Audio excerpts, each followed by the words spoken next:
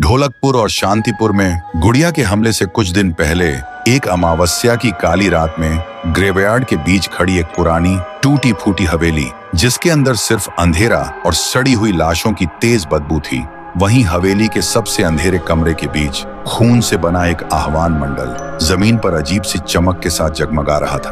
उसके बीच एक पुरानी गुड़िया रखी थी और आह्वान मंडल के इर्द गिर्द 3 तांत्रिक उस गुड़िया पर श्रापित काला जादू की विधि कर रहे थे। 3 तांत्रिकों की आवाज एक साथ गूंज रही थी। मंत्र इतने भयानक, इतने गहरे थे कि जैसे हर श्रापित अंधेरों के आत्मा को आजाद कर रहा हो। तभी हवेली के अंदर चारों तरफ से हर तरह के भूत प्रेत की आत्माएं हवा को चीरते हुए सीधा उस गुड़िया के अंदर घुसने लगी। और जैसे ही आखिरी आत्मा घुसी, गुड़िया की आंख खुल गई और अचानक वो 3 तांत्रिक टुकड़े टुकड़े होकर बिखर गए। तभी गुड़िया उठती है और जोर जोर से हंसने लगती है। उसका हंसना इतना तेज, इतना खौफनाक कि पूरा ग्रेवयार्ड कांप उठता है। और इसी तरह पैदा हुई शैतानी रूह से भरी राक्षसी गुड़िया। फिर एक दिन गांव के कोने में 2 छोटी बच्ची गाना गाते गाते खेल रही थी। तभी वो गुड़िया आती है और 2 बच्चों का गाना चुपचाप एक अजीब सी मुस्कान के साथ सुनने लगती है।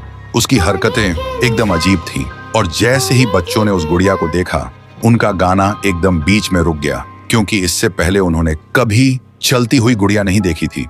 अगले ही पल वो गुड़िया दोनों बच्चों के करीब आई और उनका खून चूस कर दोनों को मार देती है।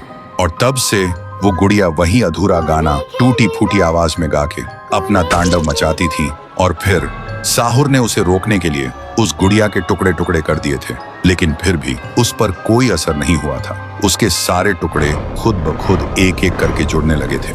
और फिर वो ढोलकपुर से भागकर सीधा शांतिपुर पहुंची थी और वहां भी अपना खौफनाक तांडव मचाने लगी थी।